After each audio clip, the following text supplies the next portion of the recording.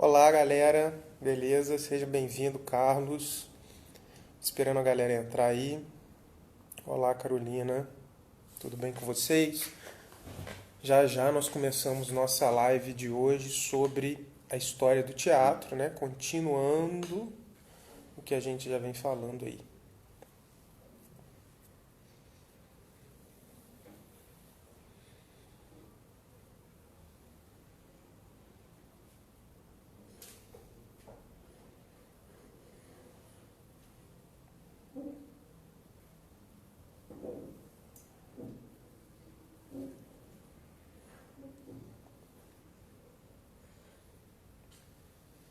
Oi, Tássia. Tudo bem?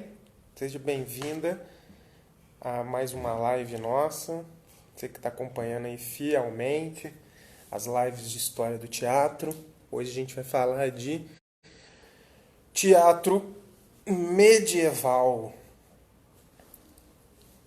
A conexão tá boa aí, tá? Você dá o feedback pra mim, pra eu saber se tá travando, se o áudio tá bom, se tá tudo bem com vocês, se você tá me vendo bem.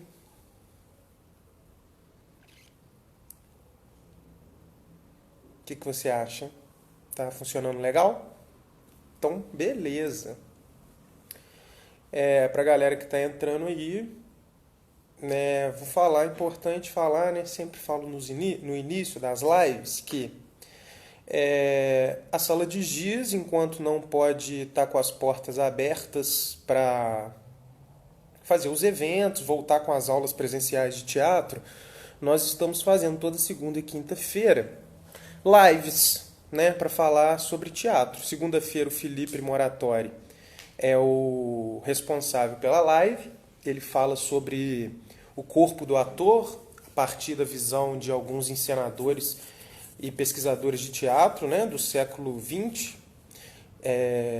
Artaud, Grotowski, Stanislavski, Meyerhold.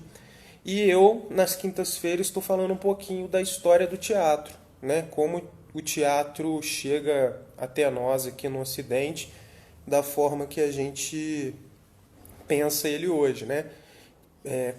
Qual foi o caminho traçado por esse teatro ao longo desse tempo. Então, hoje especificamente, nós vamos falar sobre o período da Idade Média, né? Um período bem grande da história do Ocidente, né?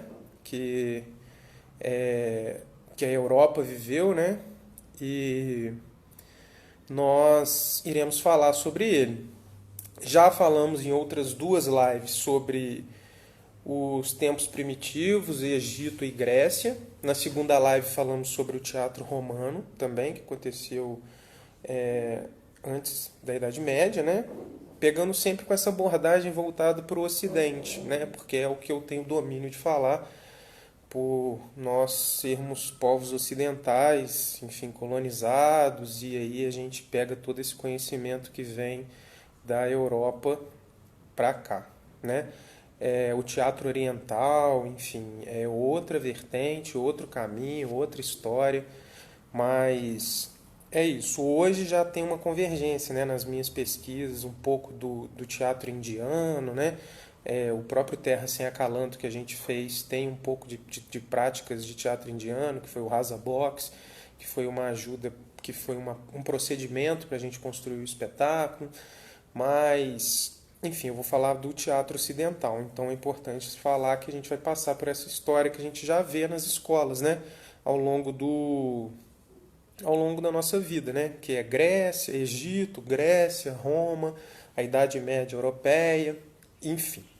Hoje, especificamente, eu vou falar do teatro medieval. Quando a gente pensa na Idade Média, geralmente a gente pensa naquele cenário cinzento, né?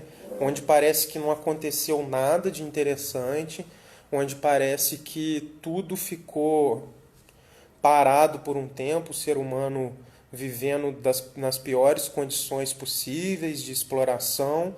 Mas, com relação ao teatro, foi um tempo muito importante de florescimento de algumas características que são importantes para o futuro do teatro, no Renascimento, enfim, até hoje, né, coisas que a gente faz hoje em dia no teatro, especialmente o teatro de rua, teve sua raiz lá na Idade Média, né? O teatro romano, né, só lembrando vocês aqui, fazendo uma pequena recapitulação que a gente vai precisar usar. Roma, o povo romano, a relação do espectador com o teatro e com o circo romano era uma relação de entretenimento, né?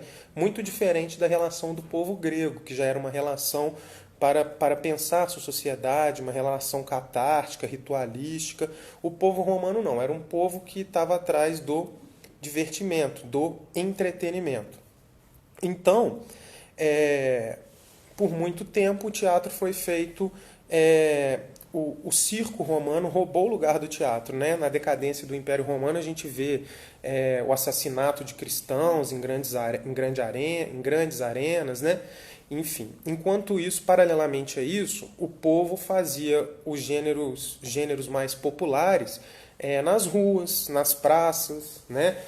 Através dos mimos, da pantomima. Foi um gênero que ficou muito em evidência no final do Império Romano, né?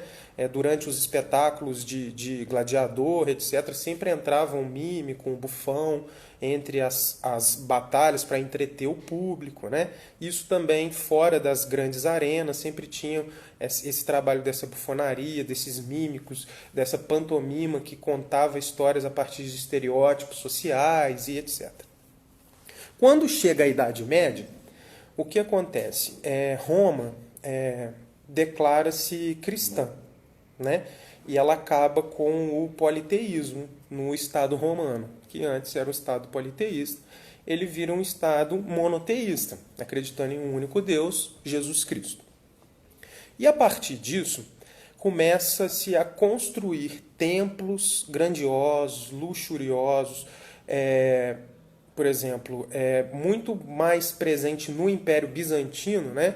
Lá em Constantinopla, né? A partir do imperador Constantino, que ele começa a construir coisas luxuosíssimas, igrejas luxuosíssimas para esse novo Deus, para esse Deus verdadeiro, né? Que eles falam que é Jesus Cristo. E aí, isso começa a ser seguido como modelo por toda a Europa, né? O Império Bizantino lá no Oriente. E aí a Europa pega isso como modelo, a Igreja Católica pega isso como modelo e começa a construir templos e templos luxuosos, adornados em pedras preciosas, enfim, tapeçarias finas, tudo, porque Jesus precisa ser cultuado da melhor maneira possível. E aí, o que acontece? A gente tem uma mudança a gente tem uma visão do mundo, que é uma visão teocêntrica. Todo mundo já deve ter estudado isso. Que Deus é o centro de tudo. Ou seja, todo pensamento converge, tudo que se faz converge para esse Deus, né? O Deus, Jesus Cristo, é o centro de todo pensamento. E aí, o teatro, nessa primeira parte da Idade Média, ele é feito dentro das igrejas, da seguinte maneira. Através dos autos. Primeiro, o auto de Natal e de Páscoa, e depois eles vão incorporando outras celebrações religiosas a esse teatro. A primeira encenação que se tem registro da Idade Média, que a gente pode chamar de teatro, né, desse teatro feito dentro das igrejas, era a visita das Três Marias ao túmulo de Jesus no domingo de Páscoa, quando descobre que Jesus não está lá mais no túmulo, né? Eram três mulheres, a Maria Madalena, a Maria, mãe de Jesus, a outra Maria, eu não sei muito bem quem é não, mas era uma outra Maria aí que estava junto com essas outras duas. E elas vão até esse túmulo onde Jesus foi enterrado, e chega nesse túmulo, elas encontram um anjo que diz para elas o seguinte: olha, Jesus não está mais aqui, Jesus ressuscitou, ele é o Deus vivo, e etc, etc, etc. Essa foi a primeira encenação realizada dentro das igrejas, né? Então, nos domingos de Páscoa, realizava-se pela manhã essa encenação para as pessoas que frequentavam a igreja. Com um detalhe, né? Essa encenação era em latim, realizada pelo clero, os próprios padres realizavam essas encenações, né? E ela seguia um modelo básico, um protótipo de encenação, um sistema de encenação. E é muito legal porque esse sistema foi criado pelo senhor, só lembrar o nome dele aqui, que eu anotei bonitinho pra gente, pelo um bispo de Winchester, né, que ele cria esse sistema de encenação em 970 depois de Cristo. É um sistema que fala justamente como tem que acontecer essa cena dessas três Marias visitando Jesus nesse domingo de Páscoa. Então, esse sistema é considerado o primeiro registro de direção teatral na Idade Média. Eu até separei um pedacinho dele, traduzido, para a gente ler, que vocês vão ver como é legal, como ele descreve que essa cena. É rapidinho, vou ler para vocês. Isso é a descrição da época, ok? Essa direção teatral, esse sistema que ele cria, e aí vai ser replicado em todas as igrejas, em todos os povos da Idade Média, ok? Como se fosse a forma exata de se fazer essa encenação, que é o primeiro registro de encenação na Idade Média dentro da Igreja Católica, ok? Enquanto se recita a terceira leitura, 4 irmãos deverão preparar-se. Um deles deve vestir uma alva e dirigir-se em segredo ao lugar do sepulcro, onde permanecerá sentado em silêncio com uma palma nas mãos. Quando o terceiro responsório for cantado, os outros 3 avançarão até o local do sepulcro, vestidos com mantos e, portanto, turíbulos com incenso, caminhando vagarosamente como quem procura alguma coisa. Vê-se que essa é uma imitação das mulheres que chegam com especiarias para ungir o corpo de Jesus. Quando em seguida o irmão sentado junto ao sepulcro, que representa o anjo, vê os 3 se aproximando, como que vagando à procura de algo, deve começar a cantar numa voz modulada e doce. Aí tem a fala do anjo, que é uma fala em latim, porque nessa época os textos eram representados em latim ainda, né? O anjo lhes explica. Aí tem a outra fala do anjo, em latim. A esse comando, os 3 deverão voltar-se para o coro cantando. E aí tem a resposta dos 3 padres, né, que representam as Marias. Depois disso, o anjo que permaneceu no sepulcro os chamará de volta, entoando a antífona. E aí tem essa fala. E ao soar dessas palavras, ele se levanta, remove o véu e lhes mostra que no lugar da cruz, coberta, restaram apenas os véus que a envolviam. Depois de ter visto isso, os 3 devem depositar os incensórios no sepulcro, tomar o sudário e estendê-lo diante do coro para mostrar que o Senhor ressuscitou e que não mais está envolvido por ele. E então devem começar a cantar a antífona, outra música em latim, depositando os véus mortuários sobre as toalhas de linho do altar. Quando a antífona terminar, o prior iniciará o hino. Aí tem o hino. Regozijando o triunfo do nosso Senhor Jesus por ter vencido a morte e ressuscitado.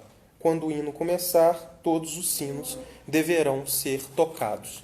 Então, esse é o primeiro registro é o primeiro escrito de um sistema teatral de encenação pautado muito mais na mímese, né, no trabalho corporal das pessoas que estão envolvidos, com poucas falas. Isso é uma característica desse teatro medieval desse primeiro momento da Idade Média, com muita mímica, poucas falas, e essa encenação se seguia nos domingos de Páscoa. O que aconteceu? Isso começou a ganhar notoriedade, as pessoas começaram a gostar desse tipo de coisa, de ver as encenações. E aí a igreja começa a usar essas encenações não só no domingo de Páscoa, mas como algo que pode ser pode catequizar o povo, né? Então vamos mostrar para o povo todas as histórias da Bíblia. Vamos contar os feitos de Jesus, vamos contar os feitos dos santos, né? Muitas dessas histórias sempre pautada na Bíblia, e logo depois alguns autores, monges, na verdade, começaram a escrever essas histórias que não eram bíblicas, mas pautadas em lendas também, né? Por exemplo, o Anticristo é uma história contada a partir das ideias das cruzadas e etc, etc, que também foi muito representado dentro da igreja. Então, o que acontece? Nesse primeiro momento, Jesus não era representado enquanto um personagem, ele era só referenciado, né? É uma blasfêmia representar Jesus, né? Depois, no segundo momento, eles já introduzem o personagem de Jesus. E aí, quando introduz o personagem de Jesus, começam a surgir outros personagens da sociedade medieval a partir da mímica, da mímese, né, da pantomima. Atores começam a interpretar o mercador, os soldados, e isso começa a começa a ficar grandioso demais. E aí o cenário que primeiro são os altares das igrejas começa a precisar ser ampliado. E aí o que acontece? A igreja abre as portas e começa a levar isso para fora da igreja. E aí fica tão grande, o evento fica tão grande, né, que a própria igreja chega um momento na Idade Média que proíbe que tenha-se espetáculos teatrais dentro da igreja, tenham-se encenações dentro da igreja, porque o lugar da igreja é responsável apenas pela liturgia e pelo ritual sagrado. Então, as encenações que contam as histórias dos santos, de Jesus, etc., elas vão para as praças e para as ruas. Quando a encenação sai de dentro da igreja, que era uma encenação feita para os nobres, para o clero, enfim, para essas pessoas que tinham mais acesso, em latim ainda, ela vai para a rua e aí ela encontra o povo. Quando as encenações encontram o povo, ela precisa se adaptar. Por quê? O povo, quase ninguém entende latim, né? Então, ela começa a ter trechos das encenações na língua da região, né? A Idade Média e a Europa é gigantesca, né? Então teve o espanhol, o português, e, enfim, etc. A língua da região era a língua que era usada em grande maioria na maior parte da encenação. E algumas partes ainda eram feitas em latim. Então ela começou, a Igreja Católica expandiu isso para a sociedade.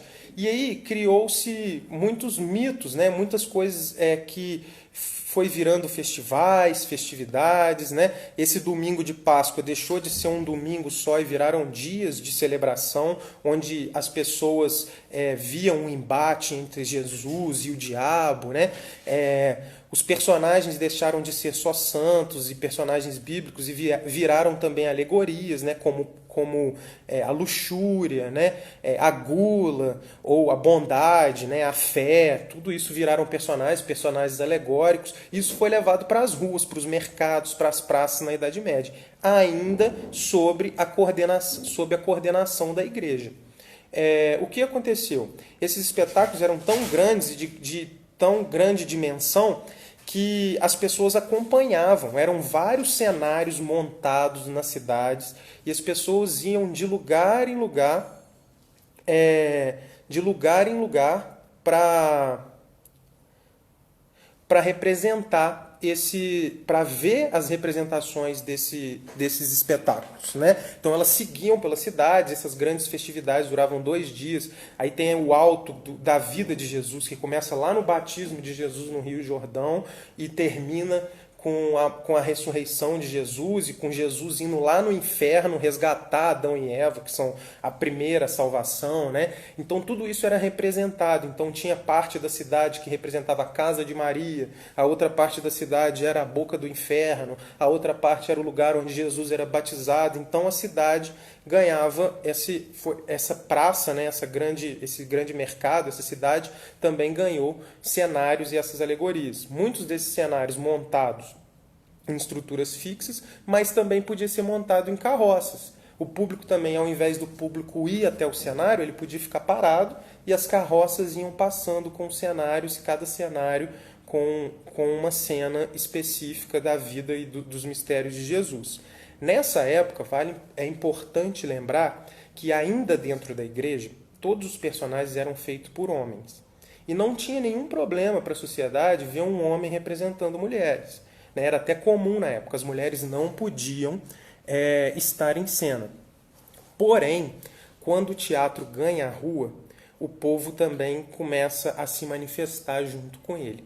E aí começa a surgir as primeiras mulheres que começam a representar papéis, né?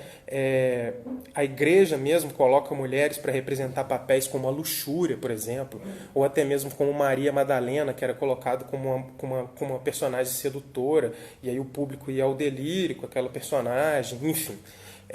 Sempre os espetáculos muito mesclados com dança e com música, né? E virava essa grande festividade. A Rafa fez uma pergunta que é o seguinte: tinha algum pré-requisito para a interpretação de Jesus, sendo uma figura tão importante, qualquer um poderia interpretá-lo? No primeiro momento, eram só os padres e as pessoas do clero, os monges, que interpretavam os personagens. Né? Num segundo momento, esses personagens e essa dramaturgia, né, desses autos, eles foram levados para os professores das escolas de latim, que inscreviam seus alunos e colocavam seus alunos para fazer essas interpretações desses papéis. Né? Então, qualquer pessoa que fosse ou do clero ou tivesse o domínio do latim podia interpretar Jesus. Os outros personagens não. Os próprios diabos, né, eram pessoas com habilidades que iam também entrando dentro desses espetáculos. Então, nesse primeiro momento do teatro na Idade Média, a gente vê que o teatro ele se pauta muito em personagens bíblicos, passagens bíblicas, autos, e está ligado às festividades da igreja.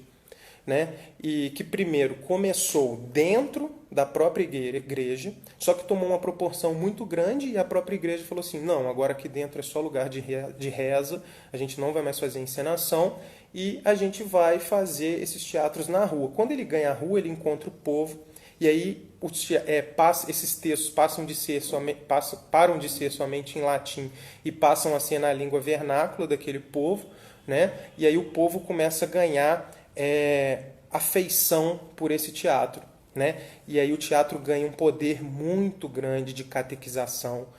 A igreja usou por muito tempo o teatro para moralizar o povo da época.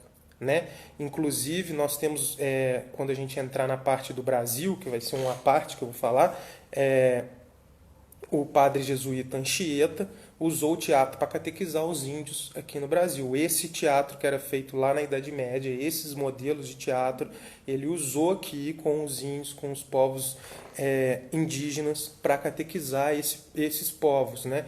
Então, essa dimensão do teatro o teatro ganha um poder muito grande social.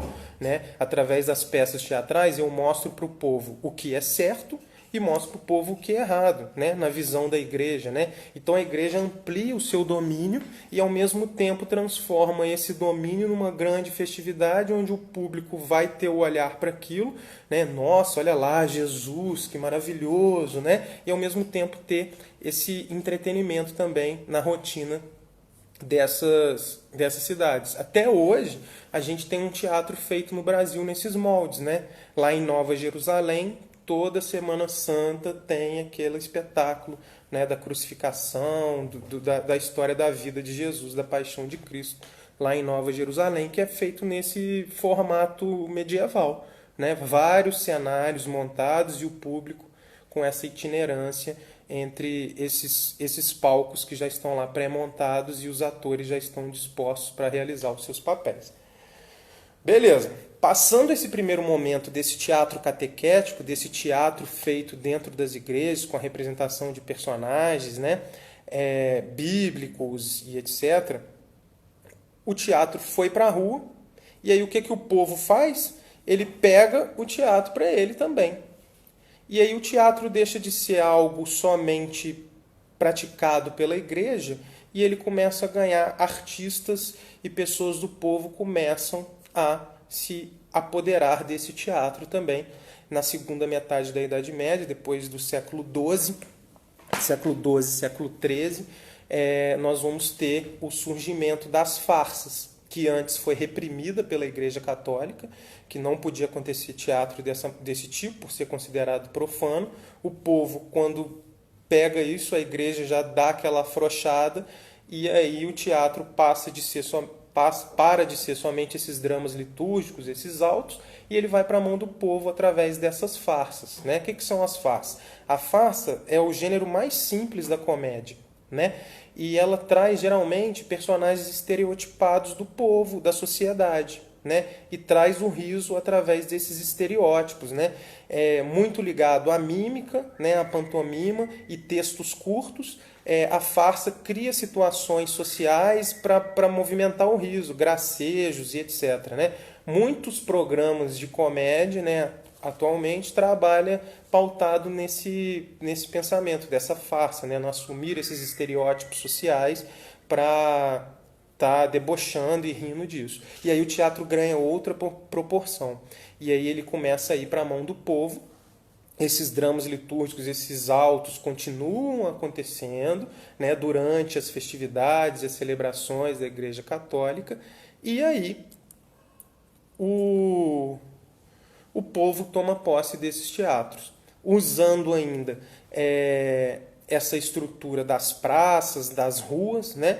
O teatro ainda não tem um edifício, né, construído para ele, na Idade Média, e ele é praticado em cima de carroças, em palcos móveis, trupes itinerantes de teatro, né, que constroem esse teatro da Idade Média. É muito legal pensar algumas coisas que eu anotei aqui, importante, para a gente pensar. A pantomima, que é uma coisa, que é um gênero, uma forma de se fazer teatro, né, que é muito presente e ganha muita força nessa época, né, que é o teatro feito a partir de gestos que representam a realidade. Né? Então, ao assumir esses estereótipos, os atores criam essa mímese, né, e se apossam de características de personagens e pessoas da sociedade para estar passando isso para o público. Né? O teatro, que deixa de ser feito em latim e começa a ser feito em diversas línguas, né?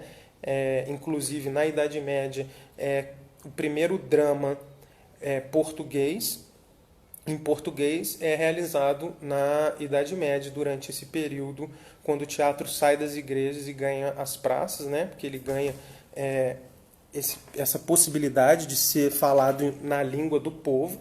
Né? Deixa eu ver o que mais que eu anotei. É isso. O teatro também, ele deixa, nesse primeiro momento da Igreja Católica, que ele começa a representar temas bíblicos, temas sacros, ele deixa de ser esse teatro que representa esses temas apenas e começa a representar temas profanos. Isso também foi importante para a mudança de lugar do teatro, da igreja para a mão do povo também, que começou a representar a sociedade. E aí, quando o teatro ganha essas farsas, vai para a mão do povo, ele já é mais para o fim da Idade Média, segunda metade. Né? A Idade Média vai terminando, e aí o teatro começa, essas trupes de teatro começam a viajar pela Europa, por diversos lugares, apresentando suas farsas, muito baseada no improviso, porque tinham poucos textos, as figuras eram muito bem fixadas. Né? Então, se você vai ser o velho, você é o velho. Né? Então, você faz o velho, e aí uma outra pessoa vai fazer a donzela. Então esse velho com essa donzela, que cena pode sair daí? Né? E aí começam a trabalhar no período do Renascimento. E aí nós temos, o teatro entra no período do Renascimento com a comédia dell'arte, Shakespeare, Molière, lá para frente. E aí isso é tema para as próximas aulas. Então o que é importante a gente saber desse teatro medieval? Primeiro, feito nas igrejas, né? Representando passagens bíblicas, passagens da vida de Jesus no latim. Os padres e o clero que dominavam esse teatro, O teatro tinha essa função catequética. No primeiro momento ele era feito dentro das igrejas, nos altares, e depois ele ganha uma proporção muito grande e vai para as ruas, né, com cenários que eram plataformas distribuídas por lugares da cidade, onde o público vagava por esses lugares e viam as encenações, as passagens bíblicas. O teatro tinha essa função moralizadora, mostrar o que é certo e o que é errado para o público. E também, depois, no segundo momento, o público pega esse teatro, o povo, né, pega esse teatro para ele e começa a usar desse teatro para falar de questões sociais, debochar do rei, do nobre, do clero, através de personagens estereotipados, e aí surge o gênero da farsa. Então a gente tem dois gêneros, né, principais nesse primeiro momento, nesse momento da Idade Média, que são os autos, né, que geralmente contam essas vidas de santos, os personagens são alegóricos, tem os autos religiosos, mas também tem os autos profanos, né? Os autos são peças escritas em um único ato, com personagens simples que contam uma história a partir de alegorias, né? Então, nos autos os personagens são a bondade, a fé, o diabo, né? O anjo, né? Com esse intuito de trazer essa ideia moralizadora, né? De mostrar o que é certo e o que é errado. E a gente tem também o gênero farsesco, que é um gênero mais simples dentro da comédia, né, que trabalha com esses estereótipos. Né? Ariano Suassuna, por exemplo, escreve muito pautado também nessa escrita, nessa ideia dessa Idade Média. Né? Se a gente pegar o Alto da Compadecida, né, a gente tem o personagem do povo, né, o João Grilo, que se encontra com Maria, com Jesus, e eles vão mostrar o que é certo e o que é errado para eles. Né? Então é o Alto da Compadecida. Né? Então a gente tem representantes aqui também. O Ariano Suassuna escreve muito baseado nisso e baseado também em personagens da comédia dell'arte, que é o próximo tema da próxima aula, que a partir dessas trupes populares de teatro, a partir dessa construção, dessa apresentação, dessas farsas, né, começam a surgir uma nova forma de teatro na Itália, especificamente, que é a comédia dell'arte, que são trupes que viajam pela Europa, né, pela Itália especificamente, depois ganha a Europa com apresentações teatrais pautadas muito no improviso e muito nesse trabalho corporal e com pouco trabalho textual. Né? Se a gente tem lá na Grécia grandes escritores, grandes autores, textos trágicos, né? A dramaturgia, né? Ganhando força com as tragédias, as grandes comédias. Né? Na Idade Média é o contrário. O que tem força é o trabalho do ator, o trabalho do corpo, dos mímicos, das pessoas com grandes habilidades que conseguem levar para o palco esses estereótipos da melhor forma possível.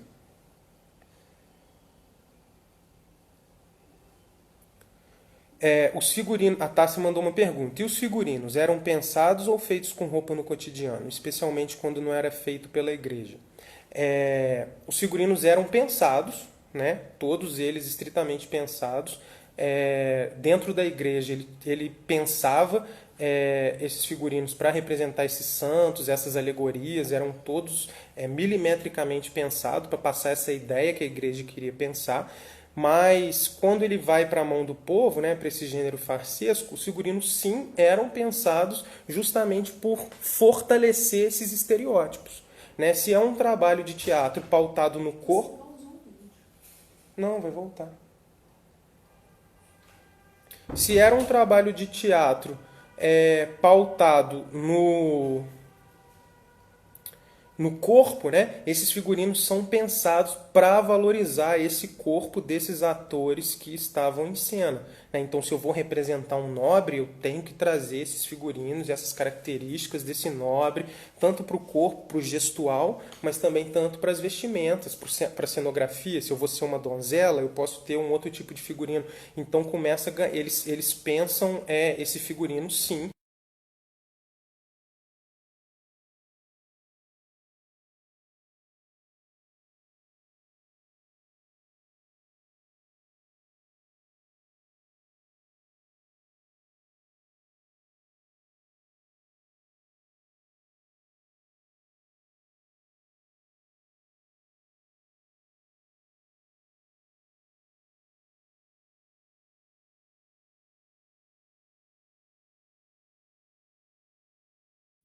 É isso, né? O que eu tenho para falar da Idade Média. Agora eu queria abrir para vocês um tempinho para vocês fazerem perguntas sobre tudo isso que eu falei. Alguém quer falar alguma coisa?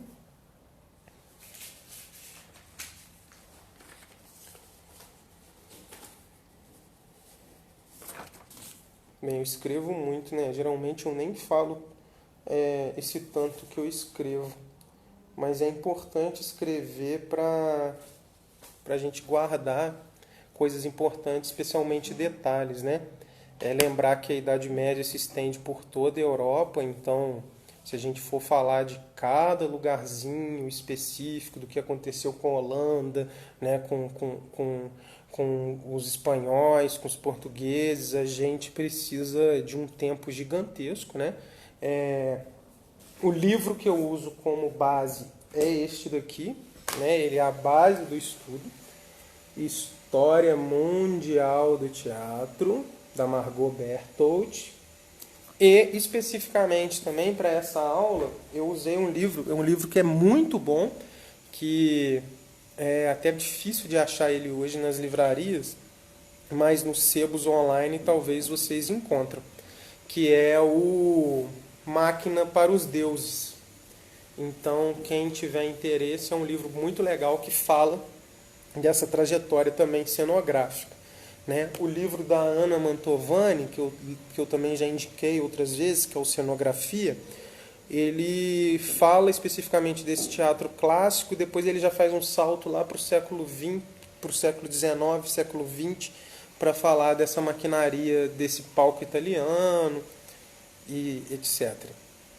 Então, basicamente, o que eu tenho para falar para vocês de teatro medieval é isso. Vocês encontram inúmeros materiais na internet sobre tudo isso que eu falei. Eu estava até comentando, né, que seria legal se eu pudesse trazer imagens, né? Mas, enfim, com esses recursos da live eu não consigo mostrar para vocês como eram esses palcos, né? Tem muitas imagens que mostram essas estruturas de encenação, tanto na Grécia, quanto em Roma, quanto no teatro medieval, esses figurinos, né? Como as pessoas enxergavam as figuras religiosas naquela época, enfim, uma infinidade de imagens, mas que se vocês digitarem na internet, vocês conseguem encontrar tanto no Google, enfim, dentro desses portais, digita lá no setor de imagens, plataformas medievais, palcos gregos, vocês vão ver essas estruturas e as imagens que eu tento trazer através da fala, né, mas que às vezes fica muito, muito difícil, e através de ilustrações você consegue enxergar melhor. Então é isso. Alguém tem... Ah, Tássia perguntou. Mais uma pergunta. E como era patrocinado isso? Claro que não era feito pela igreja. Sim, quem patrocinavam isso eram os nobres. Primeiramente, no primeiro momento, né, da igreja, quem patrocinava isso eram os nobres. Porque patrocinar eventos religiosos era bem visto pelas pessoas da sociedade da época, né? E os nobres acreditavam que patrocinar também eles ganhariam essa elevação espiritual, né? Seriam salvos no paraíso. Então, os nobres patrocinavam no primeiro momento altos, né? E patrocinavam, investiam dinheiro nisso.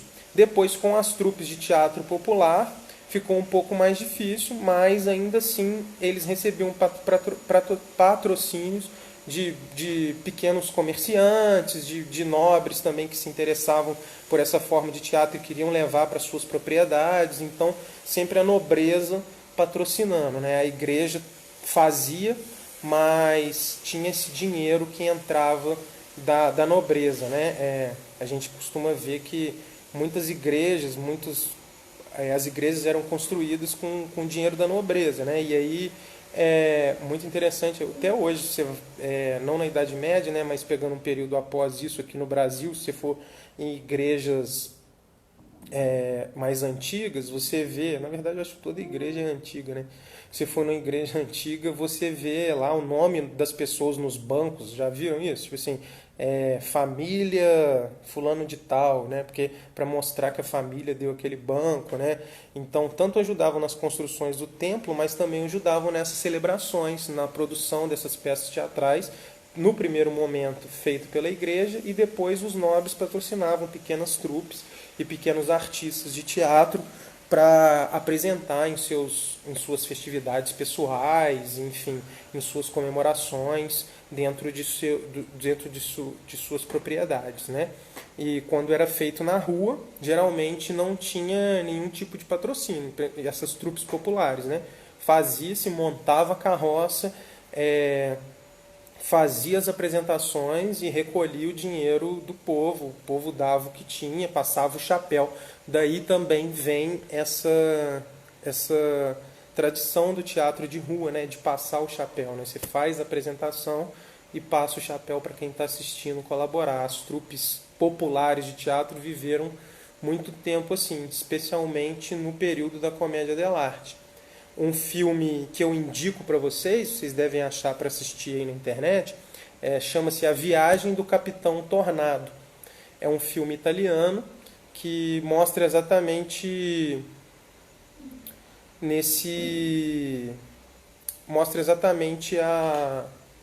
um príncipe em decadência, né, um nobre em decadência que ingressa numa trupe de teatro itinerante pela Europa. Assim.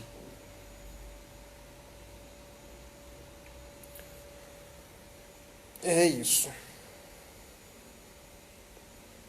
A Tassi falou assim, nem toda igreja. No Brasil, talvez as católicas sim, mas tem muita igreja católica contemporânea. Assim, eu nunca fui em uma igreja católica contemporânea, assim. Talvez a que eu... Não sei, quando eu era criança, talvez devia estar construindo alguma, mas hoje em dia eu não tenho muito contato com a igreja, então para mim toda igreja que eu entro já é uma igreja que já foi construída há muito tempo, né? Mas sim, provavelmente deve ter igreja sendo construída até hoje. Enfim, não faço ideia dessa construção de igrejas, né? Mas especificamente nessas igrejas antigas é possível ver o nome dessas famílias de dinheiro que doavam partes da igreja, né? A Tássia falou da Pampulha, mas a Pampulha para mim é velha. Para você é contemporânea? Para mim não, para mim é muito antiga. Para minha idade, né? Então, não estou falando de arquitetura contemporânea, moderna, etc. Estou falando de tempo de igrejas, né? Enfim. Beleza, gente? Então a gente vai ficar por aqui. Lembrando que segunda-feira tem o tio Felipe falando sobre o corpo do ator com a perspectiva de mais um encenador. E semana que vem eu volto com o Teatro no Renascimento. Obrigado, Tassi. Sou muito jovem mesmo e não conheço nenhuma igreja construída nova. Sou novinho, 20 anos, então assim, é muito difícil eu encontrar alguma igreja que tenha sido construída com 20 anos. Né? Senhor Vanderlei, chegou no fim, mas você pode ver desde o início aí a live que vai estar disponível tanto no Instagram da Sala de Giz até amanhã, como no YouTube também. Quem perdeu, quiser passar para outras pessoas, essa live vai estar no YouTube. Então é só chegar lá no nosso canal Sala de Giz, tem todas as lives que a gente já fez sobre a história do teatro, todas as lives do corpo do ator. Na verdade, a live de segunda a gente ainda vai subir ela para o YouTube, porque a gente teve um pequeno problema técnico. E quem gostou, quem quiser ajudar a Sala de Giz nesse momento de quarentena, a gente está com as portas fechadas, a gente não está conseguindo fazer evento, nós temos o Apoia-se, apoia-se.com/Sala de Giz, o link está na bio aqui do Insta. Então você que quiser apoiar a nossa continuidade, nossos estudos, nosso trabalho artístico, dá uma moral lá com qualquer quantia. Beleza? Um beijo para vocês e até semana que vem. Tchau, galera!